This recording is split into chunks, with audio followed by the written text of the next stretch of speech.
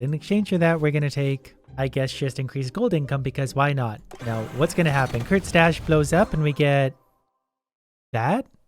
Is that seriously it? 22,000 gold. Not even halfway to buying any of these upgrades, so we need to do a little better. Probably going to take a run or two where I don't buy anything from the store and just try and collect gold. So as tempted as I am to start off with this amazing thing, lost curses become blessings, I'm just going to take Golden Delicious, which turns all food into extra healing. Because I'm not going to have a lot of power-ups on this run, I just want all the healing I can get while I tank my way through collecting gold. Healing Potion, Bomb, and... nope. Let's grind some gold. And if you just like videos that have endless hours of grinding, go ahead and subscribe to my channel because I seem to do that a lot.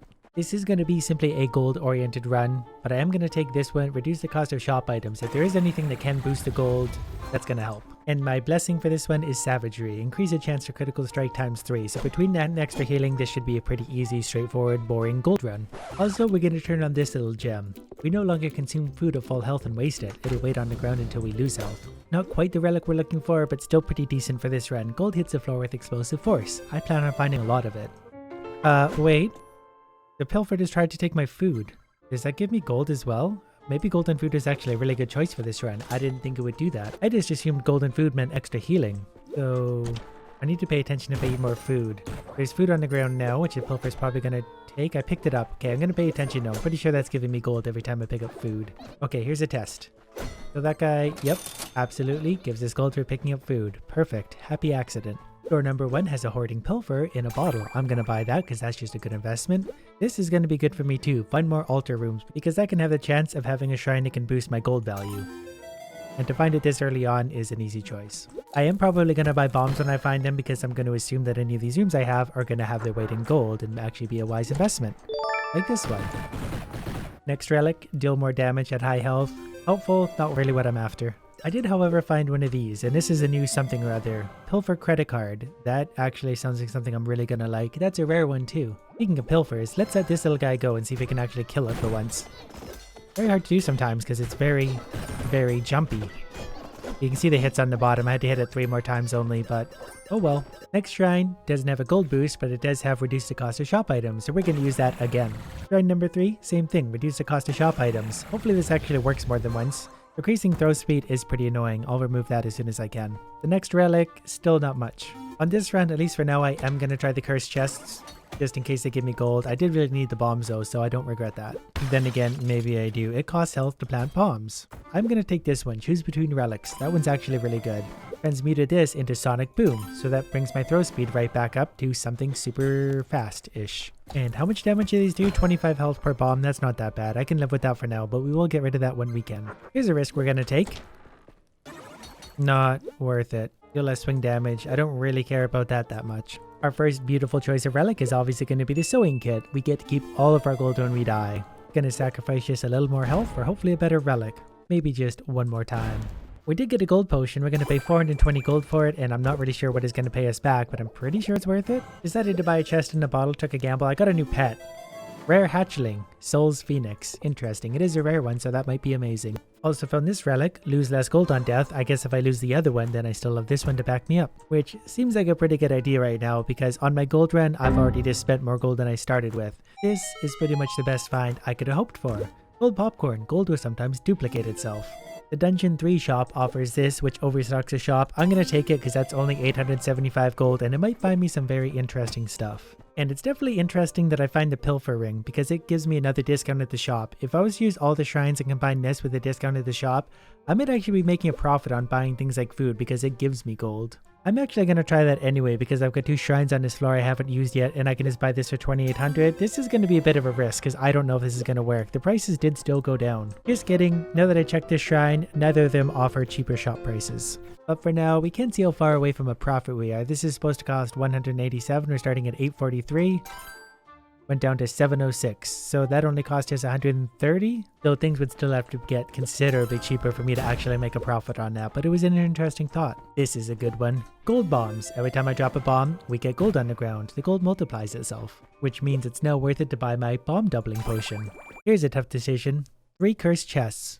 Let's do all 3 of them and see what we get. Also, because I can use this to double all items in the room, so we can have that many things. So that bumped us up to 26 bombs, 6 keys, plus increased chance for critical strike. That's the 4th one of those. We can now double our bombs.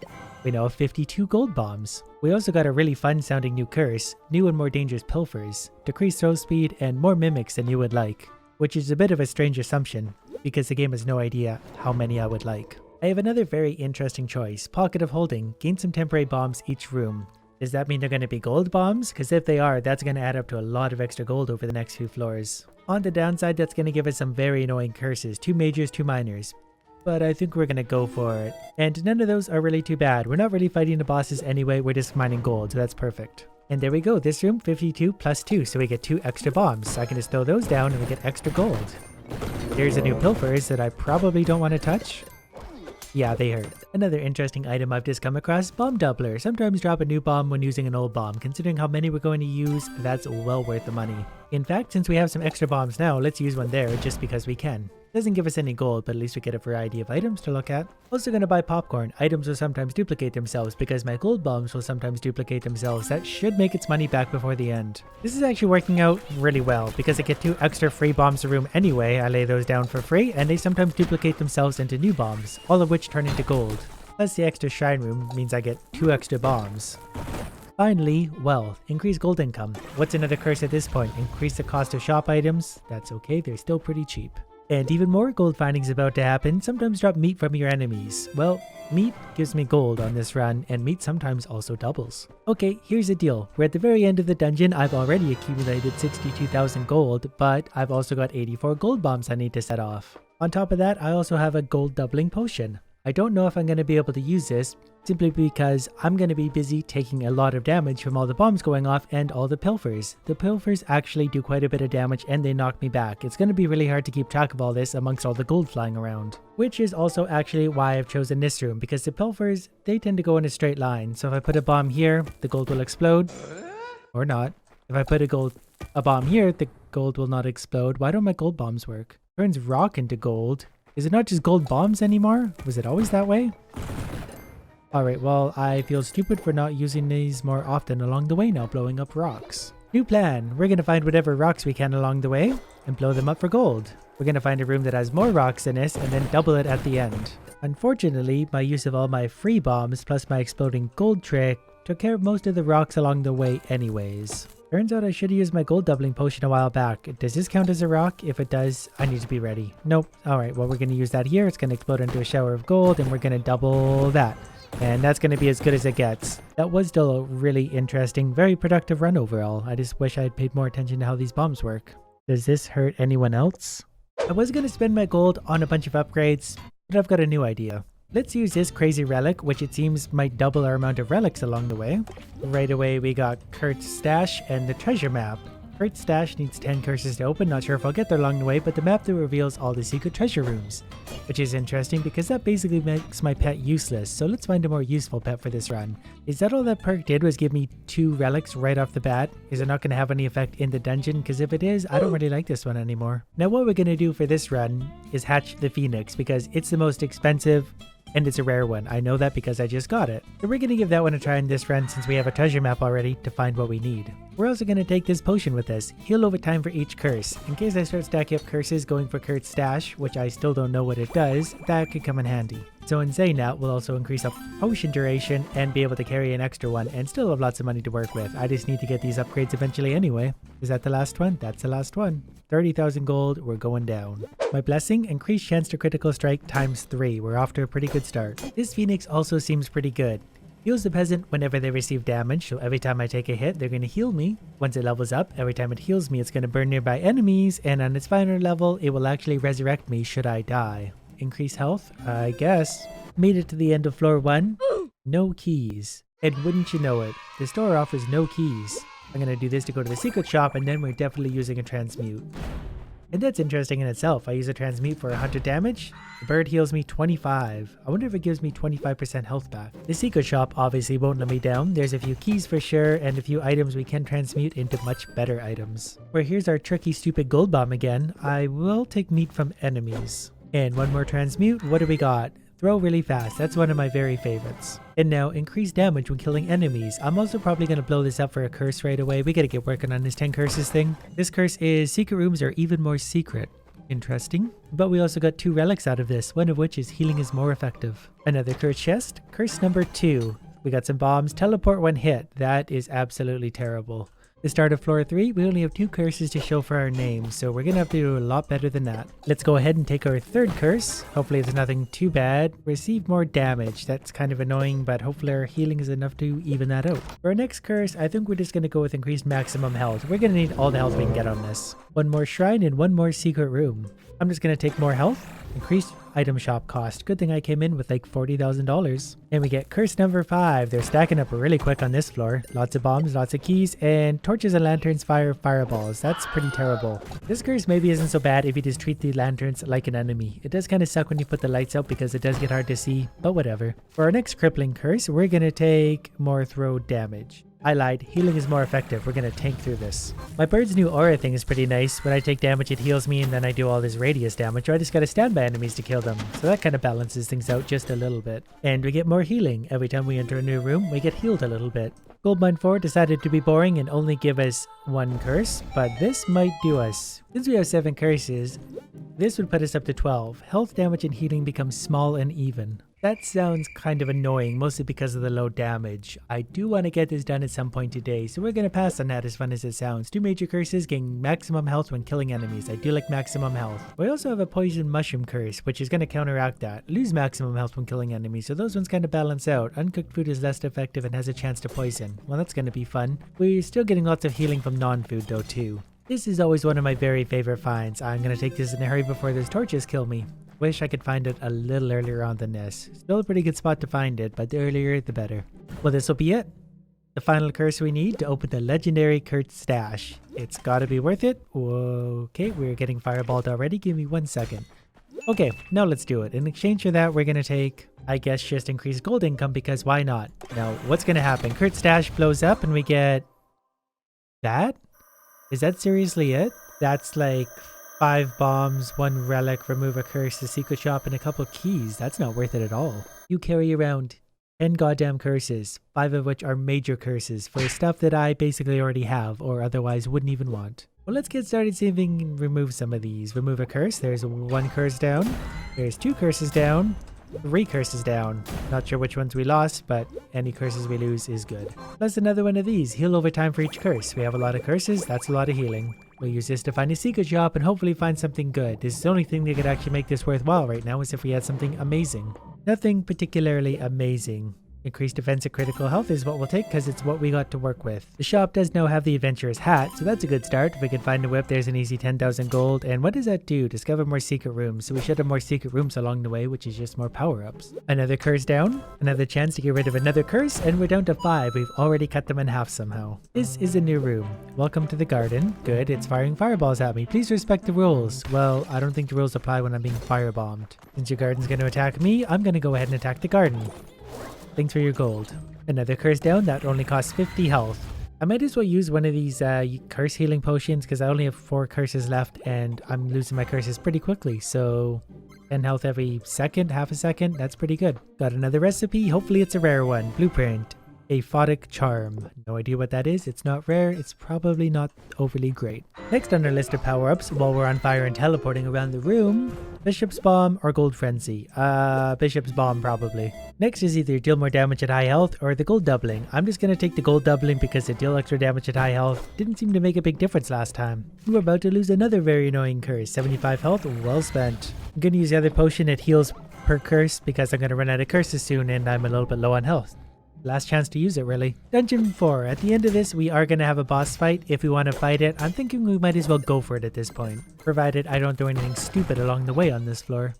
Did find a new recipe right away. Blueprint Sequence Breaker. I don't care what this costs. 100 health. Well spent. Please get rid of the fireball one.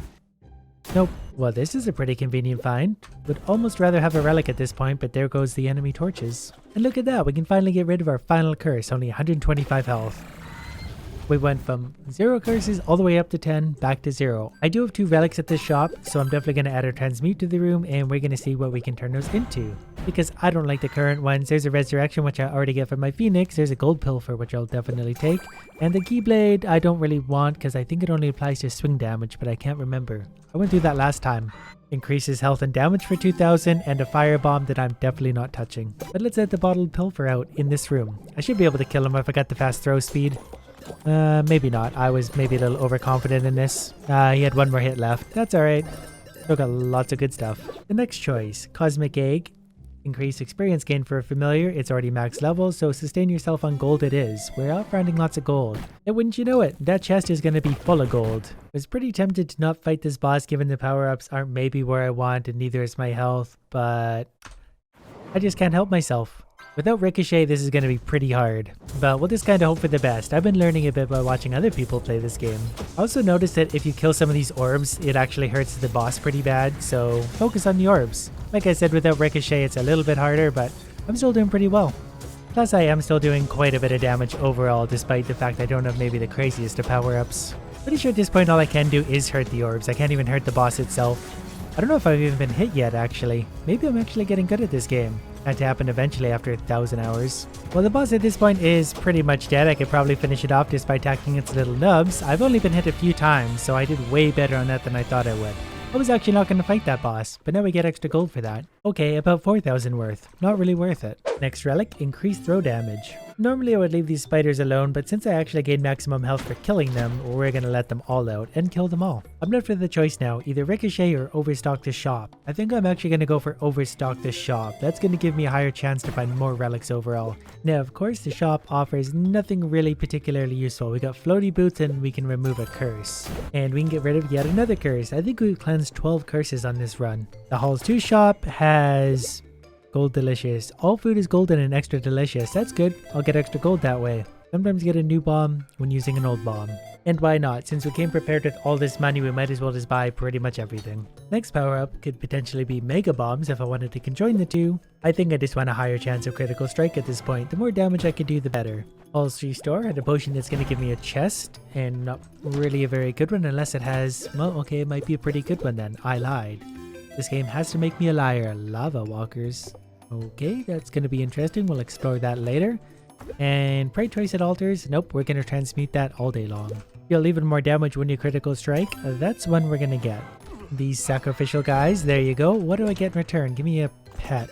Nope, just purple orbs. I do at least need these again because I spent so many in my stupid bird. This might be the last big gold chest I find on this run, which is good because we've spent 20-something thousand already just doing this. This one is a bit of a tough choice, Salamander Tail or King's Crown. I'm going with King's Crown being that we're so close to the end anyway and I don't really need to be cooking my food or lighting torches. These are the chests that I want to find a lot of. The ones that take 3 keys always have lots of good stuff in them. I just never find those chests. This one, however, has a power fist. Increased throw speed, I'll definitely take that. I also just really realized for the first time how incredibly high my health is. I have 783 health currently and it's not even full. I probably have 800 health in total. Another 3 key chest, what do we got? Ooh, we got a good relic in there for sure. And the relic is deal more throw damage, which is now up to 83. What's probably going to be the final relic of our run? Hungry Ghost, leech life of your enemies, considering we have none left, and Battle Standard, increase move attack, and yep, I'll take it. Okay, I lied, more relics. This store has a popcorn duplicating thing, that's clearly no good for me. What does that one do? Deal more throw damage at low health. Don't really want that. Our health could go very low considering we've got lots to lose, but we can do better. Whatever that ring is, I'll probably take it. Increase swing damage. Let's sacrifice a little more health. Might as well. Let's just go for broke. Alright, I'm going to eat whatever food I can to get some of my health back, and then I'm going to blow up the transmute. Is this Trail Sweat? Yep. Also, I'll take the potion for dropping a random chest. Hopefully that's got a little more healing in it. Nope, it's a mimic. Alright, let's blow this up and hope it turns into something good for us. Oh, the Queen's Crown. I'm pretty sure that combines with the King's Crown into the Emperor's Crown. That's a new one. I've never had that before. The Emperor's Crown increases stats and receive a blessing. So basically, that should be the combined buffs of the King and Queen's Crown, plus a blessing, plus maybe something else. Not really sure what exactly it does. Well, we've somehow still managed to get more power-ups than ever before, being that we're onto our 3rd row plus 4. Pretty sure I haven't done that yet. Pretty sure that's also more health than ever before. Our power-ups aren't necessarily the greatest, but we should be able to defeat the boss. Oh, never mind. It won't let us until we defeat the first boss again. Well, that was a lot of gold spent on a pretty strange run. Next time we need to explore this. Lost curses become blessings, because on that last run I could have had 12, 13 extra blessings.